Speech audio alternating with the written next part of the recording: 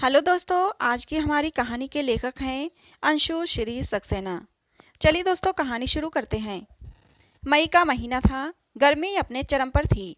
किसी तरह पसीने से लथपथ माला कलेक्टर ऑफिस पहुंची। ऑफिस पहुंचकर माला अपने साथ लाई बोतल से पानी पी रही थी कि सहसा उसकी नज़र कलेक्टर साहब के कमरे के बाहर लगी नेम प्लेट पर पड़ी। नितिन शर्मा। ओहो, ये कहीं वही नितिन तो नहीं। माला का मन यादों की पुरानी गलियों में भटकने लगा। लगभग 4-5 वर्ष पहले की बात है, जब माला ने बीए करने के लिए कॉलेज में कदम रखा था। अभी तक माला की शिक्षा केवल लड़कियों के स्कूल में हुई थी, अतः लड़कों के साथ सहशिक्षा का ये उसका पहला अनुभव था। माला ने जब क्लास में कदम रखा तो उसकी नज़र कोने में बैठे शांत और सौम्य नितिन पर पड़ी थी। नितिन का मासूम चेहरा और गहरी बोलती हुई आंखें उसे पहली ही नज़र में भा गई थीं। वैसे तो माला बहुत सुंदर नहीं थी, परंतु सांचे में ढला शरीर, गोरा रंग और काले लंबे बाल उसे आकर्षक बनाने के लिए काफ़ी थे। अपने मिलनसार स्वभाव के कारण माला सभी विद्यार्थियों के साथ खूब घुल मिल गई थी, परंतु धीर गंभीर नितिन हमेशा पढ़ाई में उलझा रहता था। वह दोस्तों के साथ ना तो अधिक बातें करता, ना ही घूमता फिरता। खाली समय में भी वह लाइब्रेरी में बैठकर पढ़ाई करता रहता। एक ही कक्षा में पढ़ने के बावजूद माला और नितिन के बीच कोई खास बातें नहीं होती। फिर भी माला को नितिन पसंद आने लगा था। वह हर समय नितिन से बातें करने के मौके तलाशती, कभी नोट्स के बहाने तो कभी किताबों के बहाने। नितिन भी उसकी सहायता तो करता, परंतु कभी भी माला से दोस्ती बढ़ाने का प्रयास नहीं करता। जब माला बीए के फाइनल वर्ष में थी, तभी उसके लिए प्रभात का रिश्ता आ गया। माला अपने घर में 3 बहनों में सबसे बड़ी थी, अतः उसके माता पिता भी उसका विवाह जल्द से जल्द करना चाहते थे। प्रभात कलेक्टर ऑफिस में क्लर्क था और उसके घर में केवल उसकी माँ और एक छोटा भाई था। माला के निम्न मध्यवर्गीय माता पिता को प्रभात का रिश्ता बहुत पसंद आया था, क्योंकि प्रभात के घर वालों ने स्वयं आगे बढ़कर माला का हाथ मांगा था और उनकी कोई दहेज की मांग भी नहीं थी। आनन फानन में उन्होंने माला का रिश्ता प्रभात के साथ तय कर दिया था। माला को जब अपने रिश्ते की बात का पता चला तो उसके सपनों का संसार टूट सा गया। वह तो मन ही मन नितिन से प्रेम करती थी, परंतु वह अपने माता पिता से क्या कहे। वह तो ये भी नहीं जानती थी कि नितिन उसे चाहता भी है या नहीं। माला अपने नारी सुलभ संकोच और नितिन के साथ अपने औपचारिक से संबंधों के कारण नितिन से कुछ कह न सकी थी और अपने माता पिता की इच्छा को ही अपनी इच्छा बना बैठी थी। एक सादे से समारोह में माला का विवाह प्रभात के साथ हो गया था। वह दुल्हन बन प्रभात के घर आ गई थी।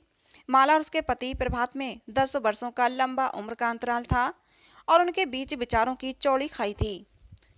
माला की सासू माँ भी उसे परेशान करने में कोई कसर बाकी नहीं रखती थीं, परंतु फिर भी माला ने इसे ही अपनी नियति मान ससुराल में सामंजस्य बैठा ही लिया था।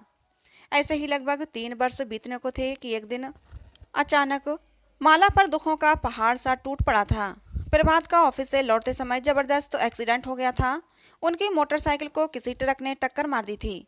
प्रभात को तुरंत ही अस्पताल पहुंचाया गया था, परंतु खून अधिक बह जाने के कारण प्रभात को बचाया न जा सका था। प्रभात की मृत्यु के बाद तो माला बिल्कुल ही अकेली पड़ गई थी। उसकी सासू माँ हर समय उसे कोसती रहती थी कि तू तो डायन है, मेरे बेटे को खा गई। कुछ दिनों बाद कलेक्टर को ऑफिस से संदेश आया कि प्रभात के स्थान पर उनके परिवार में किसी एक व्यक्ति को नौकरी मिल सकती है। हालांकि नियमानुसार पत्नी का ही पहला हक बनता है। ये सुनकर माला की सासू माँ बोली, तुझे नौकरी वोकरी करने की कोई ज़रूरत नहीं। तू घर से बाहर पैर नहीं रखेगी। तुझे हमारे ही टुकड़ों पर पलना होगा। ये नौकरी मेरा छोटा बेटा पवन करेगा। पवन ने भी अपनी माँ की हाँ में हाँ मिलाई और धमकी भरे लहजे में माला से बोला, भाभी, अगर तुमने घर से बाहर कदम रखा तो मैं तुम्हारी हड्डियाँ तोड़ दूंगा। परंतु माला बड़ी हिम्मत जुटाकर अपनी पड़ोसन की सहायता से किसी तरह कलेक्टर ऑफिस पहुंची और वहाँ नितिन शर्मा की नेम प्लेट, अंदर जाइए, अब आप साहब से मिल सकती हैं। ऑफिस की सचिव की मीठी आवाज़ सुनकर माला की तंद्रा टूटी।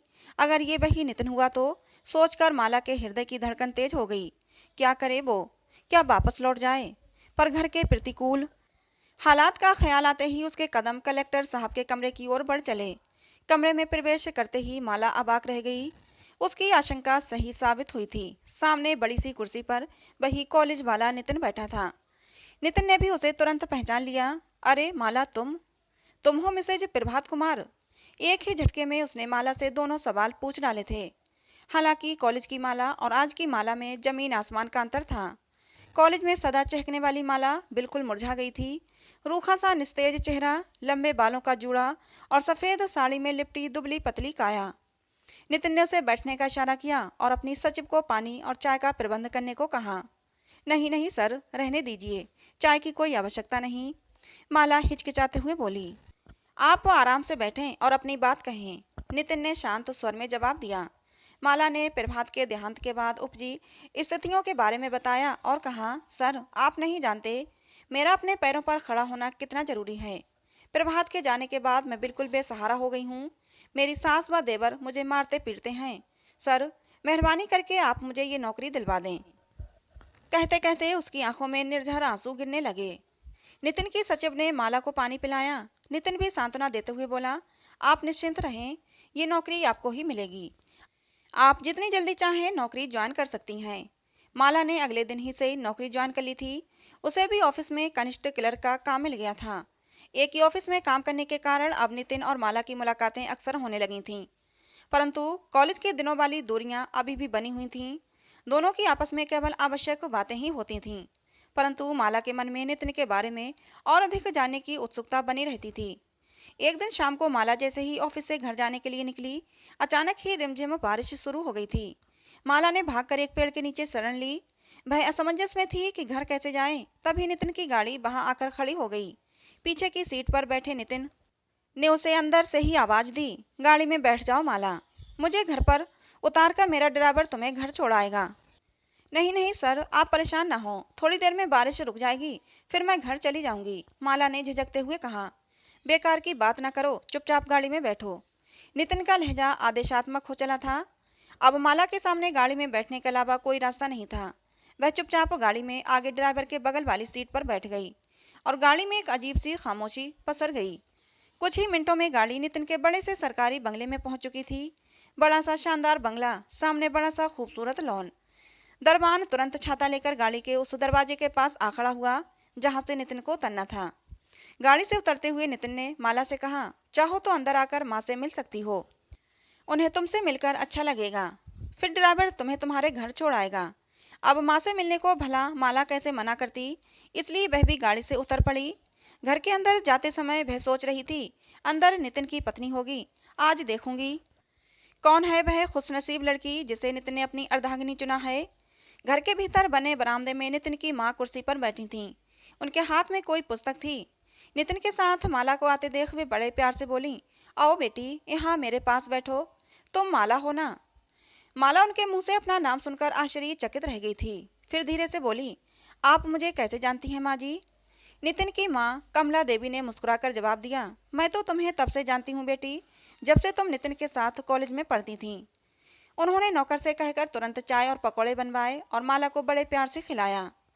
जब माला अपने घर जाने को निकलने लगी तो कमला देवी ने स्नेह से उसके सिर पर हाथ फेरा और बोली, घर आती रहना बेटी, तुम्हें देखकर तुमसे मिलकर बहुत अच्छा लगा। उनके प्यार से अभिभूत माला अपने घर पहुंचकर भी नितिन और उसकी माँ के बारे में ही सोचती रही। नितिन के घर में तो कोई औरत दिखाई ही नहीं दी। क्या नितिन ने अब तक विवाह नहीं किया है? नितिन की माँ ने ये क्यों कहा कि वे उसे कॉलेज के समय से जानती हैं? क्या कॉलेज में नितिन भी उसे चाहता था?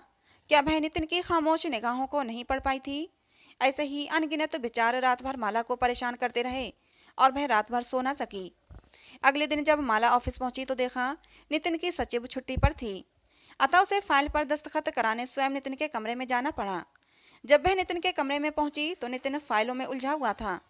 माला को देखकर हौले से मुस्कुराया और बोला, आओ बैठो माला। आज पहली बार नितिन उसे देखकर मुस्कुराया था। माला ने झट अपनी फाइल नितिन के आगे कर दी। सर कृपया आप देख लें, आपके दस्तखत चाहिए थे सर। ये तुम हमेशा मुझे सर सर क्यों कहती हो? हम सहपाठी रहे हैं, तुम चाहो तो मेरा नाम ले सकती हो, नितिन ने माला से धीरे से कहा। नहीं सर, आप इतने बड़े अफसर हैं, आपका नाम लेना मुझे शोभा नहीं देता, माला थोड़ा झिझकती हुई बोली। आज उसे पहली बार नितिन से थोड़ी बातें करने का अवसर प्राप्त हुआ था। कल आपकी माँ से मिलकर बहुत अच्छा लगा सर। आपकी पत्नी कहाँ रहती हैं सर? कल वे कहीं दिखाई नहीं दी। कल रात अपने विचारों से उत्पन्न हुई उत्सुकता के कारण वह ये प्रश्न नितिन से पूछ बैठी। मैंने विवाह नहीं किया है, मैं माँ के साथ ही रहता हूँ, नितिन ने उत्तर दिया। परंतु आपके लिए तो एक से एक बढ़कर रिश्ते आए होंगे सर, फिर आपने अब तक विवाह क्यों नहीं किया?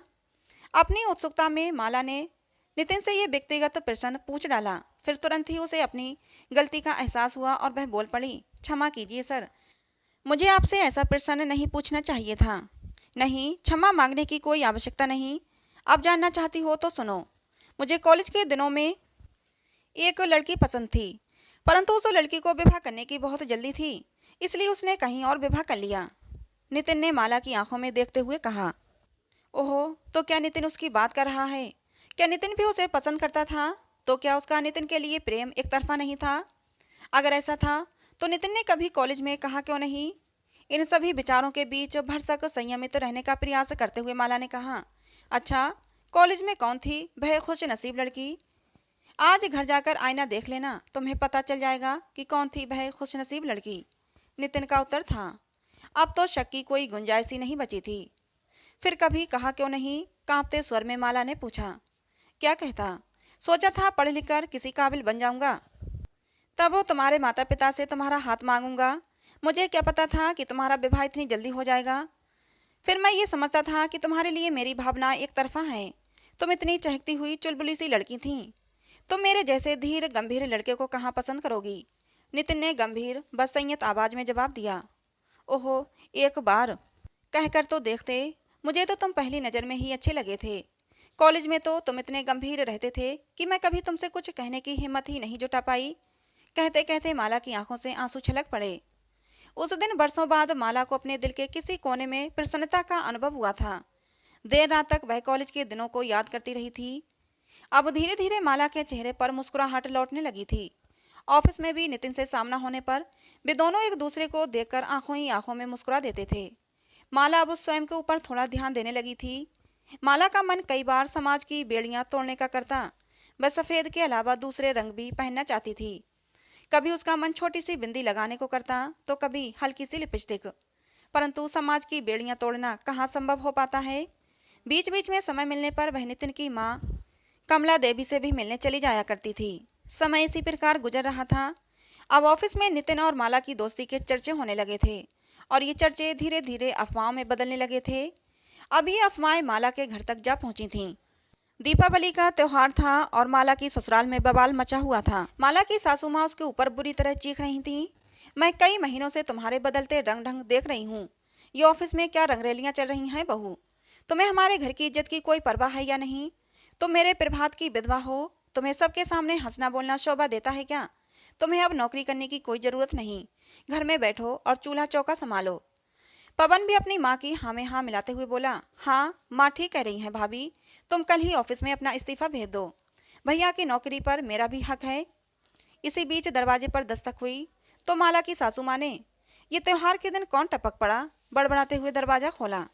सामने कमला देवी मिठाई के डिब्बे के साथ खड़ी थीं। उनके पीछे नितिन भी था। कमला देवी ने आगे बढ़कर मिठाई का डिब्बा माला की सासू माँ को दिया और मधुर स्वर में बोली, त्योहार के दिन मुंह मीठा कीजिए बहन जी। आज दीपावली पर मैं अपने घर की लक्ष्मी को आपसे मांगने आई हूँ। मुझे पता है मेरे नितिन की खुशियाँ आपकी बहू माला के साथ जुड़ी हैं। मैं माला को अपने नितिन की अर्धांगिनी बनाना चाहती हूँ। मुझे पूरा विश्वास है कि आपको इस रिश्ते से कोई आपत्ति नहीं होगी। माला अब आपके प्रभात की बहू नहीं, मेरी बेटी और मेरे नितिन की पत्नी बनेगी। मैं जल्द ही कोई अच्छा सा मुहूर्त देखकर बारात लेकर आऊँगी। तब तक माला मेरी अमानत की तरह आपके घर में रहेगी। क्यों माला, तुम इस रिश्ते के लिए तैयार होना बेटी? कमला देवी के ये शब्द सुनकर सहसा माला को अपने कानों पर विश्वास नहीं हुआ। उसने जल्दी से आगे बढ़कर कमला देवी के पांव छू लिए और फिर उसकी नजरें नितिन से जा मिलीं। नितिन की आंखों में अपने लिए अथाह प्रेम देखकर माला शर्माकर भीतर चली गई। दीपावली के दिन माला के जीवन में खुशियों के असंख्य दीप जगमगा उठे थे और आखिर नितिन ने इतने बरसों बाद ही सही उसे प्रेम की नाजुक रेशम की डोर से बांध ही लिया था। इस रेशमी डोर में बंधे नितिन और माला जीवन पथ पर साथ साथ आगे बढ़ चले थे। दोस्तों, ये कहानी आपको कैसी लगी कमेंट करके ज़रूर बताइएगा। पसंद आई हो तो प्लीज़ लाइक करें, शेयर करें, चैनल को सब्सक्राइब करें। मिलते हैं दोस्तों किसी नई कहानी में।